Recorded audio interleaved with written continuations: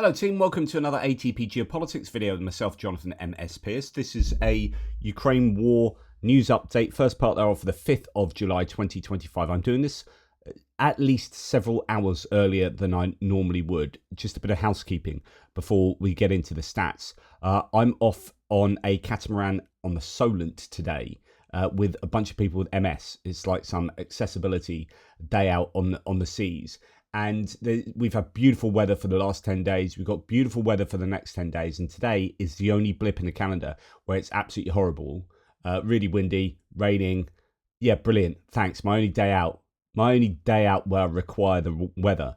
And yeah, an absolute rarity. A real like multiple sclerosis event. And the weather just conspires to, yeah, give us issues. Anyway. That means that my videos today are not going to be released at the normal time. I'm doing this extra early, then going out for the whole day, and then I'll try and do some tonight. I do apologise. C'est la vie. Okay, so we have 1,050 personnel lost. That is about where it's been. A little bit down from yesterday, which was a bit of an uptick yesterday. 2 tanks, 7 AFVs. Below the daily averages there. 56 artillery systems, another decent day in that category, well above 2 times the daily average, or a smidge above 2 times daily average, and quite a few vehicles and fuel tanks, 149. That's pretty decent in that category. So yeah, the numbers have been fairly consistent, it has to be said, over the last, well, really couple of weeks now. What else can we throw in to give us a sense of what's going on? Tataragami has a thread. We're going to join it towards the end. A thread on foreign mercenaries in the Russian armed forces. While our team cautiously estimates that over 500 Cubans and a similar number of Serbs have attempted to enlist in 2023 and 2024. Pinpointing exact figures for each nationality is difficult. That said, drawing on 2 key data points, we can offer a range. One key reference comes from an investigation by iStories in April 2025 using data from hacked Unified Medical EMIAS database. iStories analysed and identified more than 1,500 foreign citizens who went through Moscow Recruitment Center for contract military service. And here you can see some of the countries from which they have come. A few from the United States, sadly enough. Recruitment center in Moscow was visited by citizens of at least 48 countries, quite a number of African countries, and then Asia and the Middle East, and then actually Europe, a number from Europe as well, including the UK. Wow, so I wasn't expecting to see that. France, Italy, some in the Balkans there, that's unsurprising. Ukraine, Belarus, and then some from the Baltics too, I guess places that have had history of interaction with Russia or being part of the USSR. You're going to see that to some degree, but yeah, more heavily over in India way and some of these Eurasian sort of nations going on into Eastern Asia there, so China and so on. Okay, a second reference comes from internal personnel documents from several Russian brigades and regiments. Although these records give only a partial view, given the unknown distribution of mercenaries across units, they still help approximate the overall scale. Documents showed only a small number of foreign fighters, often less than a platoon. This suggests the overall count is far lower than some media claims. If there were truly 5,000 Cubans or 15,000 Nepalese, as CNN reported, this is way back when, I remember reporting on a huge number of Nepalese and Cubans. If those numbers were true, then their presence would have been far more visible. After approximating the total number of brigades and regiments, estimating the average number of foreign fighters per unit, accounting for higher concentrations in airborne divisions, and subtracting losses since 2023, we arrived at a range of 4,660 to 8,000 foreign mercenaries. So really quite a lot of foreign mercenaries fighting for the Russians, some having died as well. I don't know if that seems like subtracting losses since 2023. So they've taken out the losses. So that's the current number of foreign mercenaries fighting. That doesn't include people who have died fighting for Russia. So the number of mercenaries over the entire length of the war. So that's right now, 4,660 to 8,000. That's a phenomenal number. Then you can add on to that the North Koreans, and it's slightly worrying. Now, there was a prisoner swap, another one yesterday. Our people are at home, says Zelensky. Most of them have been in Russian captivity since 2022. The exchanges must continue, and I thank everyone who ensures this. Ukraine's goal is to free all of our people from Russian captivity.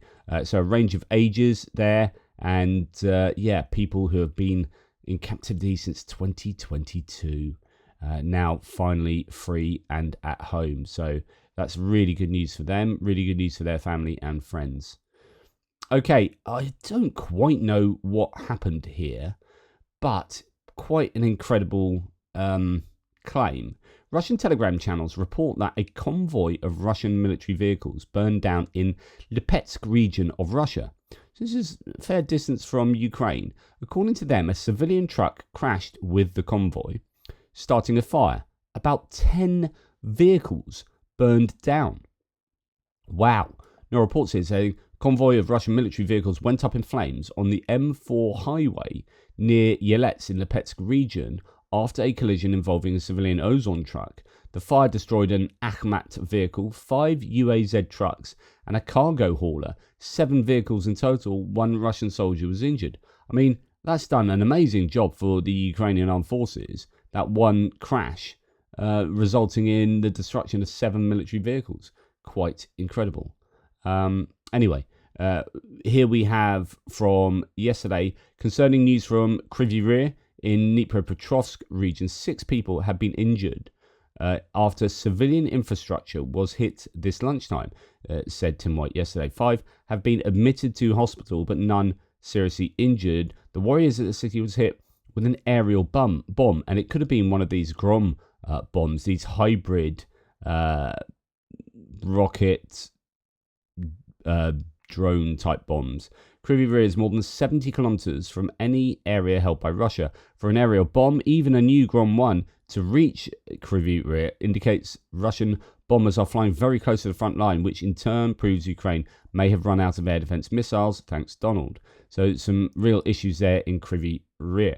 Okay, let's go on to the night's distance strikes, and not too much in terms of videos to support. As I said yesterday, there's a slight lack of videos from the front line at the moment.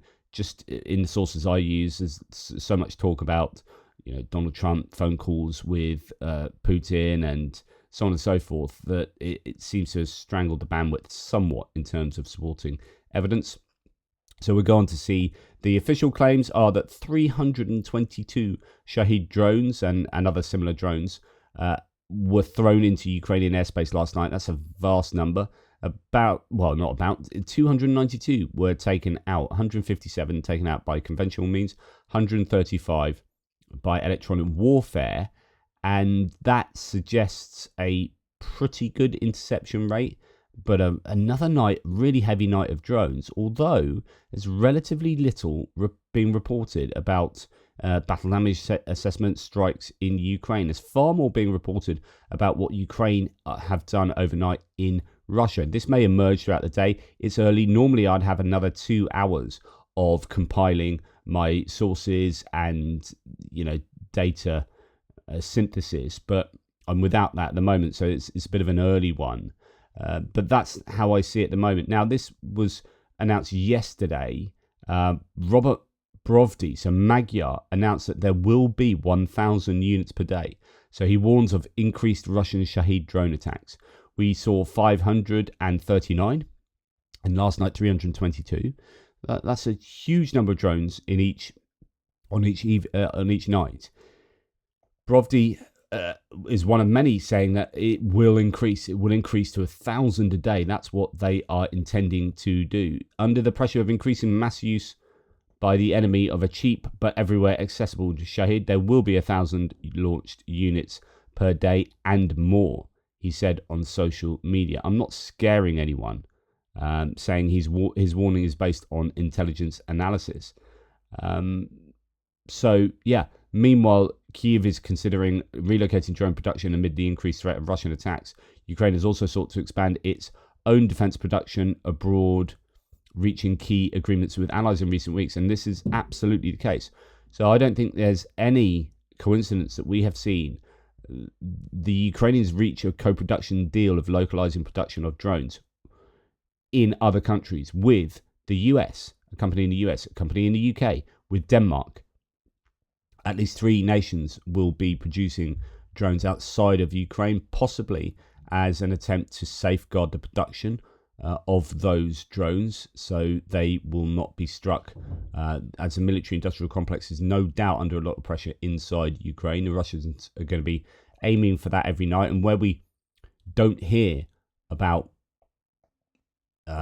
these missing drones that have hit, you've got 30 drones hitting somewhere last night, and we're not really hearing about that. You can imagine that those are going to be military targets or military industrial complex targets. So now Ukraine says Ukraine battle map appears to be seriously lacking Patriot PAC-3 air defense interceptors. These are the ones that take out the ballistic missiles. PAC-2s are barely effective against Iskander-M ballistic missiles, while PAC-3 MSE interceptors are most effective, but not always effective. Ukraine hasn't received PAC-3s for weeks, weakening the defenses across Ukraine. So there are some real warning lights going off concerning the access to these PAC-3 interceptors. And of course, there's that whole halting of the aid that seems to have come from Pete Hegseth, Elbridge Colby and Pete Hegseth, and we'll talk about that a little bit later. Visioner says Zelensky says this morning dozens of Shahed type kamikaze drones were shot down using interceptor drones. That was yesterday. According to him, Ukraine is significantly strengthening this area, increasing the scale of interceptor drone production and expanding the number of operators being trained to launch, operate and maintain these types of drones. I think that's a Wild Hornet interceptor. I think they are one of the interceptors that is doing very well at the moment. So he is saying that yesterday, a significant number of drones, dozens of Shahed type drones were shot down by interceptor drones. You will see that become a larger and larger proportion of the drones that are intercepted on a nightly basis, because I think this is possibly one of the best solutions they have. Well, the best solution would be to destroy the drone manufacturing facilities. I'm pretty sure they'll be trying to do that. I get a little bit frustrated because you see attacks on facilities like the one in Izhevsk the other day that took out 4 workshops, and there was a couple of direct hits, and you think they got through then, and there's only a couple of drones. I know it's a long way away, but I'd be focusing so heavily on those facilities. Like there should be 50 drones hitting all over that facility, taking it right out.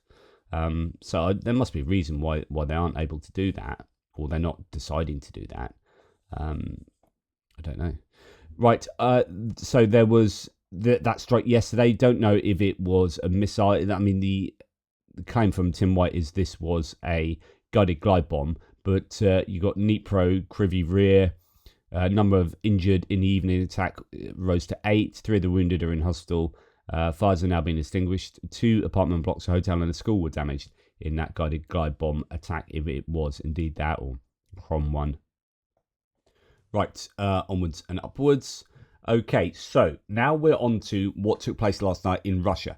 Engels was in the Saratov region. Now there's an airbase there. There's also an oil depot. Engels has been targeted a number of times throughout the course of the war. Something was targeted there last night. I guess we'll get a better grip on what's happened as the day goes on. Ukrainian Special Operations Forces carried out a strike on Borisoglepsk airfield in the Voronezh region. That's the 3rd time in 3 months that this place has been targeted. The airbase hosts Russian Su-34s, Su-35Ss and Su-30SMs. The attack reportedly hit a stockpile of guided aerial bombs, a combat trainer aircraft, and possibly additional aircraft. So there's firm's data to suggest that something was indeed hit there, and that appears to be imagery coming from the airfield. So a successful attack to some degree on Borisoglepsk airfield. And again, like the same, I have the same question of all of these sorts of strikes. If you are hitting that with a bunch of drones, so say that's the result of 2 drones getting through, maybe 4 drones getting through, why not 44? You know, why not completely overwhelm Borisovlebsk and take out the entire, you know, have all of your drones aimed for different parts of here and knock that airfield out for a considerable time, and also take out lots of aircraft.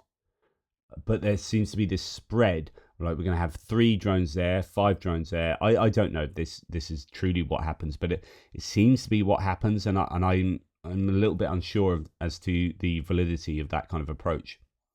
Drones attack an enterprise, the VNIIR progress in Cherboksary. It makes commutator antennas for the Russian army, which protect drones from electronic warfare systems, electromechanical drives, hydraulic systems, and control units. That has been struck in Chivashia area. That's Cherboksary. Here we have some video from the enterprise that's been hit. The Ukrainian kamikaze drone struck the VNII progress plant.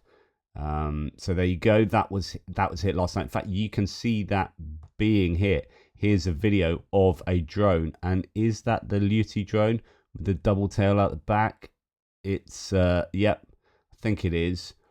A number of different drones used last night. All of them fixed wing drones, obviously, but some of them look a little bit different. I saw another one that wasn't Luty, because quite often it's mainly the Luty that's used. This is another view from that enterprise that's been struck. So it looks like some lasting damage has been done there in Cheboksary. Okay, moving on. So Tim White has a very detailed thread. We'll just pop through some of this. We'll be repeating some of what I said, but just going through the thread. Okay, so Ukraine has struck a number of places. This is Engels and Saratov. Bit of evidence that something is smoking there. Another video from Saratov. Region is under attack. Russia's air defense tries to repel the threat. So is it this one? Let's see. Okay, I'm going to turn the sound off. And yeah, that is not a Luty drone, right? If you just see it there, I'm sure that's a single-tailed drone. It is not a Luty, so I'm just wondering what that drone was. Anyway, here is, I wonder if this is a clearer picture. Yeah. So this one. Okay. This is the same place. So this is the same drone from a different angle, and gives you a sense of what it is. Yeah, definitely not a Luty drone. That's a single tail at the back. Anyway, that's Engels getting targeted. Then, of course, we've got the firms data from Voronezh, from the Borisovlebsk airfield, where you've got the 209th Training Aviation there, but you've got other planes as well. Third attack in 3 months, as I mentioned earlier. There was also, I didn't report this yesterday because there wasn't much damage done, but Astra, the Russian sources, reporting that drones went deep into Russia to strike Udmurtia. This was not last night, night before, but probably not quite hitting a jackpot at a Russian oil depot there. I think one got caught in a fence, a drone on the outside, another hit one of the tanks, but just did damage to the casing. So there's no fundamental damage. Again, same question. Why 2 drones and not 25 drones? Or is it that there were 25 drones and most of them got shot down? I don't know. So yeah, same sort of imagery we have seen. I already geolocated the Cheboksary attack to a building either on a boiler making plant or a metalworks behind, but interestingly, police have closed roads 3 kilometers away from there by the NVT shopping centre. Just behind there is the VNII progress plant, which was hit in June, so it's not the first time that place has been hit. And then Saratov in Engels area, or Engels and Saratov area, you have a drone just clipping the edge of an apartment block. Could well be a pilot error, or targeting error, or electronic warfare, because that's not going to be what they would be aiming for. And then as well, there was just one other thing I wanted to say. Russia's also closed the airport in Izhevsk, so that's Udmurtia, again, a long way away, where we just saw the oil depot from 2 nights ago. That's where they hit a drone manufacturing facility. As I said, did damage to it, took out 4 workshops there, but that was only one smaller area of the whole, overall, the whole plant. And yeah, anyway, if they've closed the airspace around there, then that's a long way from Ukraine, and it could be the Ukrainians are targeting at the same place or somewhere else. Russia says it destroyed 94 Ukrainian drones overnight, but it doesn't admit how many beat air defenses. 34 were allegedly shot down in Voronezh. Next target being being 11 taken out in Bryansk, while Saratov and Belgorod reported 9 interceptions each. Even after a night of... So going back to Ukraine, actually...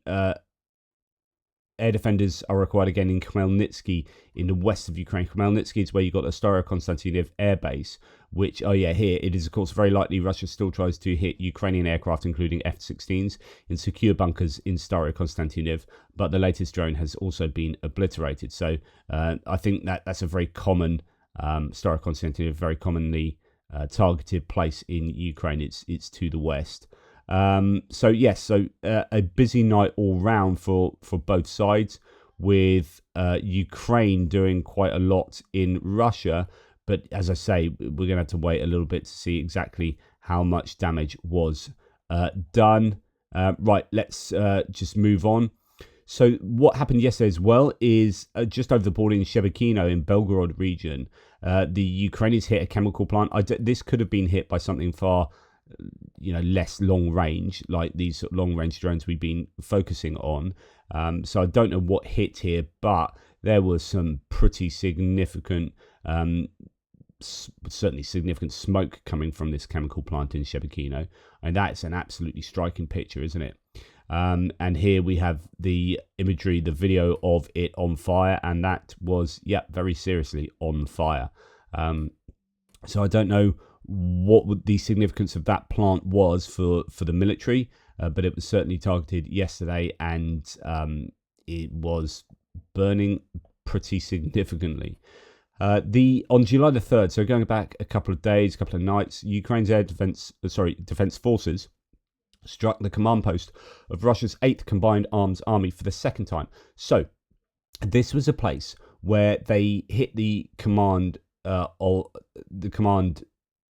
post and took out, was it Gudkov, the former leader of the 155th Naval Infantry Brigade, deputy commander of the Russian Navy, and then a bunch of other officers were also killed there. Really significant strike. If that's not the one, then it's one of the other ones. Anyway, there's been a number of strikes recently, and then they've hit it again. So Ukrainian forces also hit the command post of the Russia's 20th Motorized Rifle Division in occupied Donetsk region. So the Ukrainians appear to be targeting command posts at the moment and having quite some success with them. So we'll wait to see if anything comes out about this. I mean, it happened a couple of nights ago, but information does sort of emerge oftentimes days later.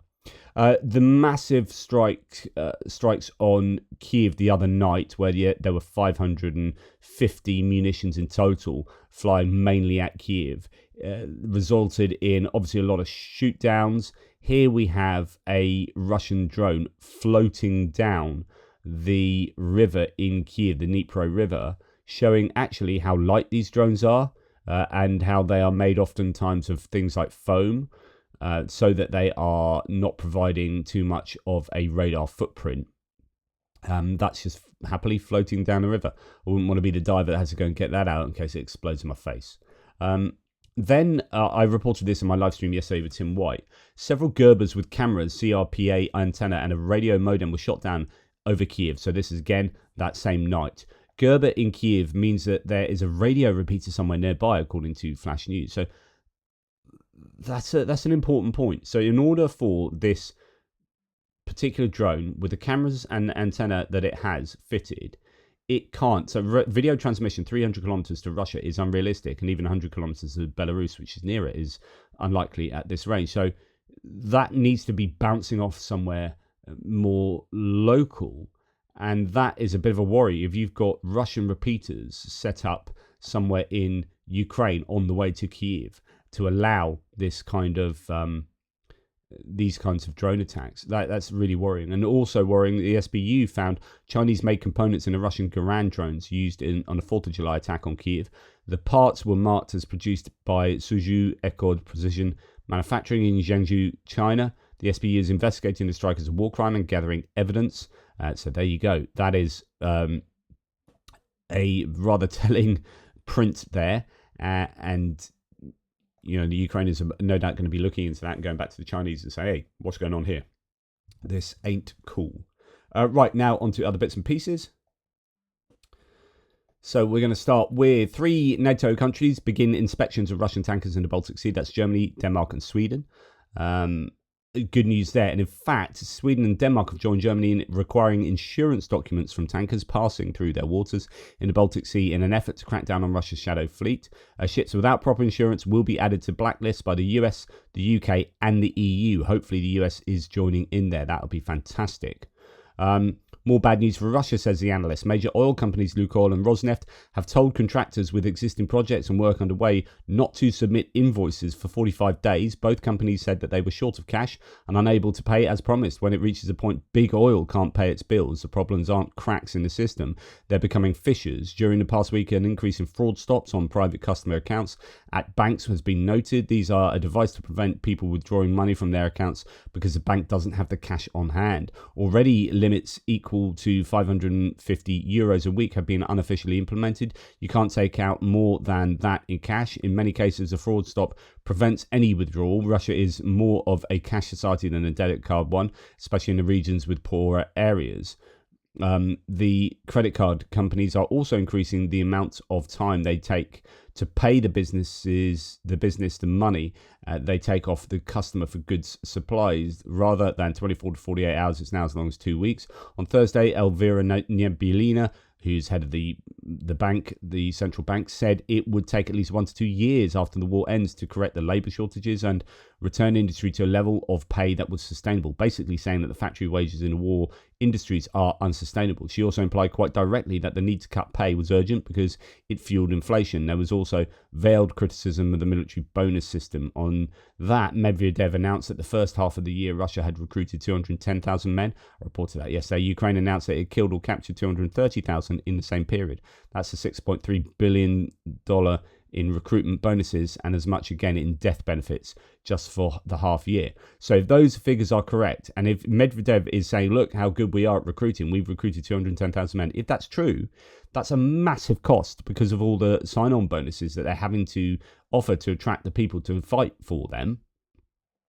And if the Ukrainians are correct in their claims of how many they've killed and etc., then the injury and death bonuses that they have to pay out, compensation, it's just massive. And that's the continued issue for the Russian coffers, and head of the central bank is recognizing that somewhat formally. Right, US officials have noted, according to Washington Post, that some weaponry will continue to be supplied to Ukraine, but Trump blamed, of course he does, former President Joe Biden on Thursday evening for emptying the US arsenal by giving weapons. So it's all Biden's fault, not only the war starting, but also the provision of weapons to Ukraine. Colby Badwa says between their meeting at the NATO summit and now the call today, so this is between Zelensky and Trump, there is a disconnect between what President Trump is saying on air defense for Ukraine and what Elbridge, Colby and Hegseth are actually doing at the Pentagon. All available evidence points to them implementing their own agenda in opposition to advice from the Joint Staff and without consulting the rest of the administration. This is really, really important. And I talked about this over the last couple of days. I've said this time and time again. These were unilateral decisions made without the consultation from the executive. Essentially, the president doesn't really know what's going on. You got Elbridge, Colby and Hegseth signing off on stopping aid to Ukraine. And that's for the third time, remember. This happened in February and it happened in May. And both times thereafter, it was quickly reversed, but it was done without Trump's say-so. Hegseth, remember the first time when he stopped all of that aid going into Ukraine during the Kursk fighting that led to Kursk being retaken, or was partly responsible for that. That was Hegseth misunderstanding what he thought were Trump's desires. And he went and stopped aid just on his own, thinking that's what Trump wanted, and it ends up not being what Trump wanted, and it's a misinterpretation. It's just complete cock up. So anyway, it appears that way again. Now, Representative Don Bacon, who's a real supporter of Ukraine, and he's a Republican, he's now retiring after the midterms. Congress wants answers here. Did Undersecretary Colby do this on his own without approval? So this is a Republican asking this formally here, out in the open. The president said he was not notified, nor did he approve the halt of weapon shipments to Ukraine. So, whatever, if you're a massive supporter of Trump and his administration, you've got Republicans calling out massive incompetence going on, or massive lack of communication. Then you've got the New York Post, which is a very strong MAGA tabloid newspaper, but is also excellent in being really supportive of Ukraine. I don't know who's on their editorial board, but they've been very strongly in support of Ukraine, right? Which is great, because you need that in the midst of like MAGA world. So 2 days ago, it said Trump must reverse the dangerous Ukraine aid halt. And that was the editorial opinion. And then yesterday, the editorial opinion is Vlad gave his answer to peace, Mr. President. We must rearm Ukraine. So yeah, he's given his answer to peace. It ain't happening. He wants maximalist objectives achieved. So, Mr. President, we must rearm Ukraine. So the New York Post is saying this. That's really good news. NATO Secretary General Mark Rutte on July the 4th called on the United States to show flexibility in its military aid to Ukraine. So he's basically calling on the US to sort it out, be a bit more flexible, thank you, especially given that all of the analyses that we've seen on whether the weapons that have been stopped will affect the US's stockpiles, all the analysis have showed that they won't. And Friedrich Merz has now sort of got involved, stressed that after the telephone conversations with Trump, Putin's only intensifying his attacks on Ukraine. Quote, there's a pattern with Putin, and the fact that phone calls are usually accompanied by even harsher attacks. It confirmed and strengthened this impression. So, yeah, I hope that the aid halts get reversed. Ukraine desperately needs those PAC-3 interceptors, doesn't it? And I'm just going to look at the latest on my feeds here to see if there's anything to add. Just more on that convoy that caught fire in Lipetsk. More on the same places being struck. Yeah, I don't think there's anything new. Trump talking on the plane. So speaking to a gaggle, it seems like Putin wants to go all the way, just keep killing people. I wasn't happy about that. We had a very good call with Zelensky. I think it was a very, very strategic conversation. We've helped them and will continue to help. It's a pretty tough situation. So somewhat good news coming out from Trump these days in terms of the communication he's having with Zelensky. That seems to be a much improved relationship now, and a deteriorated relationship with Putin, where he's starting to understand what we've all known for frickin' 3 years. But, better late than never, hey? So there's a lot on that press gaggle on the airplane, on Air Force One. Trump says sending more Patriot systems to Ukraine is possible. They need them for protection. I don't want to see people dying. He said Putin refused a ceasefire and fears sanctions, and adding, ending the war is a priority. I'd like it to happen. If he fears sanctions, then that's what you should be doing. That's what you should absolutely be doing. We've helped them and we'll keep helping. The situation is difficult. We'll see what happens next. I already told you I was very unhappy with my call with Putin. So there you go. And then he goes on to slag off Biden, of course. So a lot of bandwidth, as you can see, being spent on discussing, what Trump has said most recently. But that's somewhat better news from Trump. That's the kind of rhetoric we would like to hear. I mean, that should be the absolute starting point. That should have been where he was at on January the 20th. It's taken 7 months for him to, 6 months for him to start to realize that Putin is a murderous dictator, or at least he's not to be trusted. I doubt it even goes far at the moment to call him a murderous dictator, but, a chink of light there.